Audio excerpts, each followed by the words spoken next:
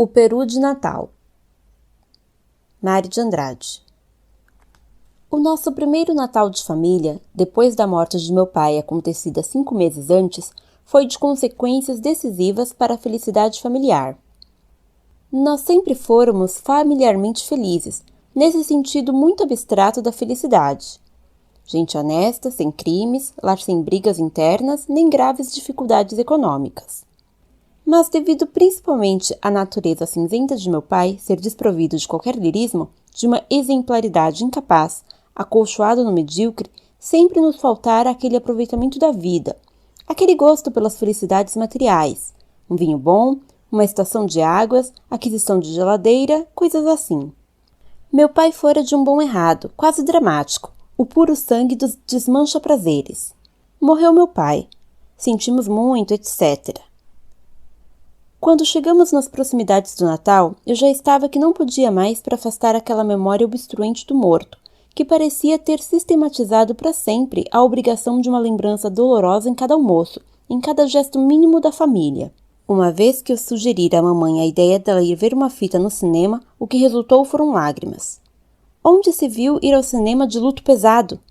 A dor já estava sendo cultivada pelas aparências, e eu, que sempre gostara apenas regularmente de meu pai, mais por instinto de filho que por espontaneidade de amor, me via a ponto de aborrecer o bom do morto.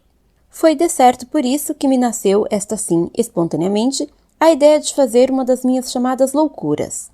Essa fora, aliás, e desde muito cedo, a minha esplêndida conquista contra o ambiente familiar. Desde cedinho, desde os tempos de ginásio, em que arranjava regularmente uma reprovação todos os anos.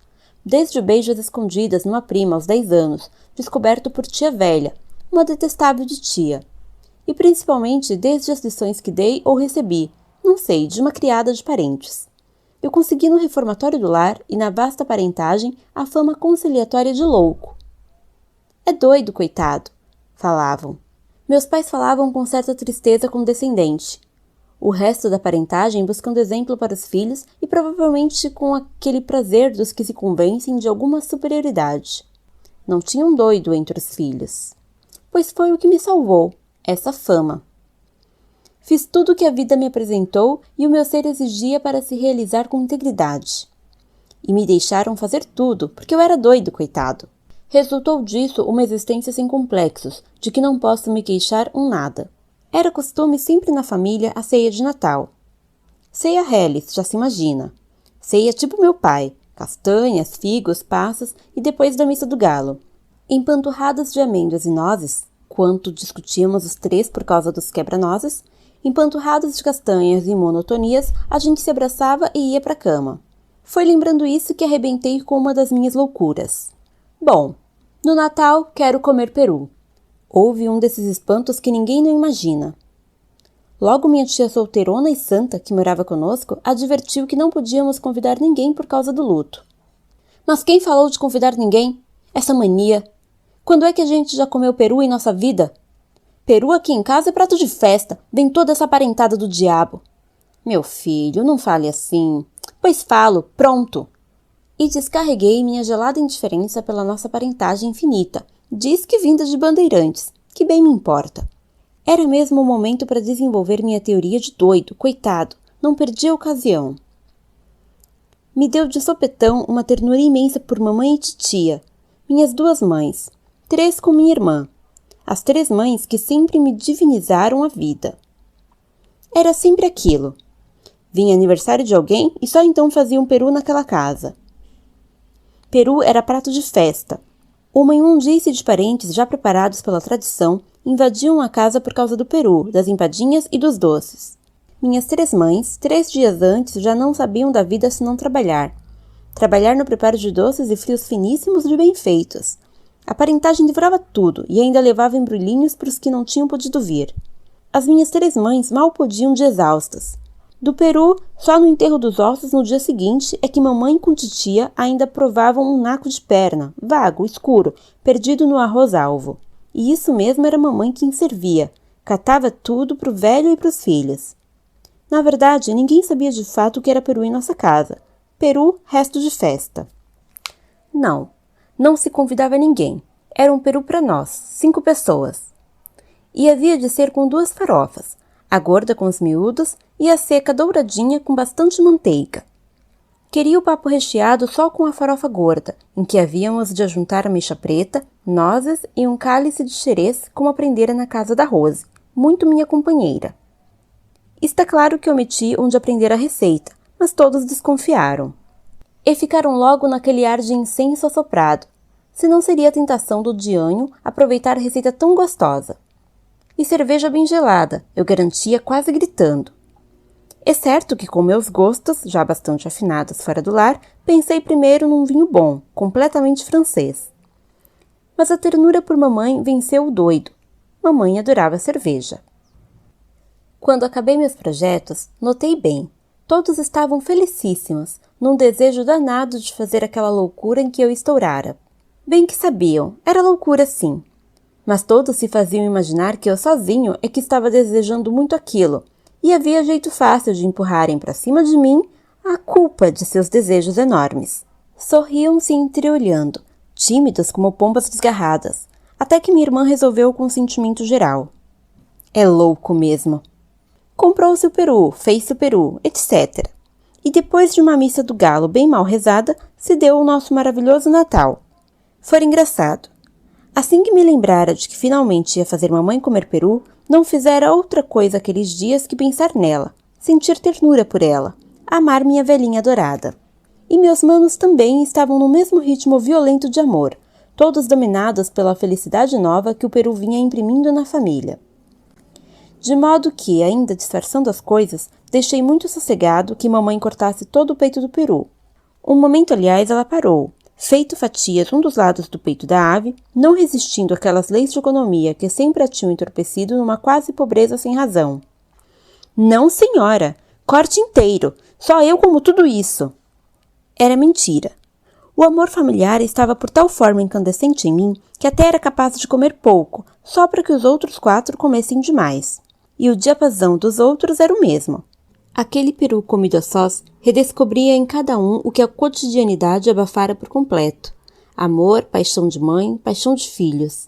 Deus me perdoe, mas estou pensando em Jesus. Naquela casa de burgueses bem modestos, estava-se realizando um milagre digno do Natal de um Deus. O peito do peru ficou inteiramente reduzido a fatias amplas. Eu que sirvo! É louco mesmo. Pois por que havia de servir se sempre mamãe servira naquela casa? Entre risos, os grandes pratos cheios foram passados para mim e principiei uma distribuição heróica, enquanto mandava meu mano servir a cerveja. Tomei conta logo de um pedaço admirável da casca, cheio de gordura, e pus no prato. E depois vastas fatias brancas. A voz severizada de mamãe cortou o espaço angustiado com que todos aspiravam pela sua parte no peru. Se lembre de seus manos, Juca. Quando que ela havia de imaginar, a pobre, que aquele era o prato dela, da mãe, da minha amiga maltratada, que sabia da Rose, que sabia de meus crimes e que eu só lembrava de comunicar o que fazia sofrer.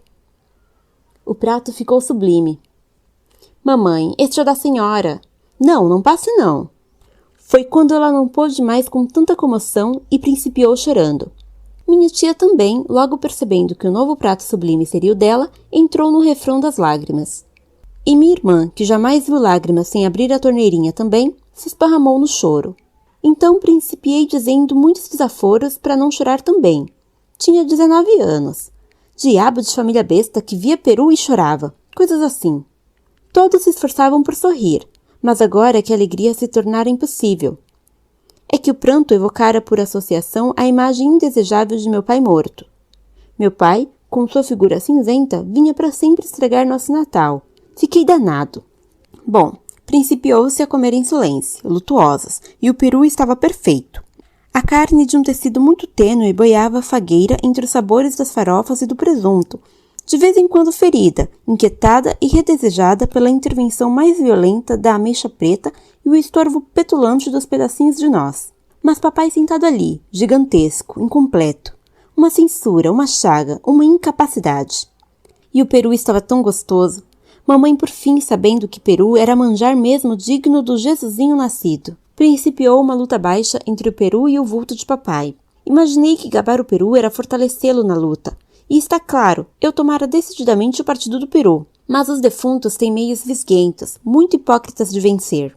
Nem bem gabei o peru que a imagem de papai cresceu vitoriosa, insuportavelmente obstruidora. Só falta seu pai. Eu nem comia, nem podia mais gostar daquele peru perfeito, tanto que me interessava aquela luta entre os dois mortos. Cheguei a odiar papai, e nem sei que inspiração genial de repente me tornou hipócrita e político. Naquele instante, que hoje me parece decisivo da nossa família, tomei aparentemente partido de meu pai. Fingi triste. É mesmo. Mas papai queria tanto bem a gente que morreu de tanto trabalhar para nós. Papai lá no céu há de estar contente. Hesitei, mas resolvi não mencionar mais o peru. Contente de ver nós todos reunidos em família. E todos principiaram muito calmos, falando de papai. A imagem dele foi diminuindo e virou uma estrelinha brilhante no céu. Agora todos comiam o peru com sensualidade, porque papai fora muito bom. Sempre se sacrificara tanto por nós, fora um santo, que vocês, meus filhos, nunca poderão pagar o que devem a seu pai. Um santo. Papai virara santo. Uma contemplação agradável, uma inestorvável estrelinha do céu. Não prejudicava mais ninguém, puro objeto de contemplação suave. O único morto ali era o peru, dominador, completamente vitorioso.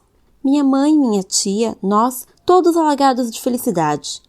Ia escrever felicidade gustativa, mas não era só isso não. Era uma felicidade maiúscula, um amor de todos, um esquecimento de outros parentescos distraidores do grande amor familiar. E foi. Sei que foi aquele primeiro peru comido no recesso da família. O início de um amor novo, reacomodado, mais completo, mais rico e inventivo, mais complacente e cuidadoso de si. Nasceu de então uma família familiar para nós, que não sou exclusivista. Alguns a terão assim grande, porém mais intensa que a nossa me é impossível conceber. Mamãe comeu tanto peru que um momento imaginei aquilo podia lhe fazer mal. Mas logo pensei, que faça, mesmo que ela morra, mas pelo menos que uma vez na vida coma peru de verdade. A tamanha falta de egoísmo me transportara o nosso infinito amor. Depois vieram umas uvas leves e uns doces, que lá na minha terra levam o nome de bem casados. Mas nem mesmo este nome perigoso se associou à lembrança de meu pai, que o peru já convertera em dignidade, em coisa certa, em culto puro de contemplação. Levantamos. Era quase 2 horas, todos alegres, bambeados por 2 garrafas de cerveja. Todos iam deitar, dormir ou mexer na cama, pouco importa, porque é bom uma insônia feliz. O diabo é que a Rose, católica antes de ser Rose, prometera me esperar com uma champanha.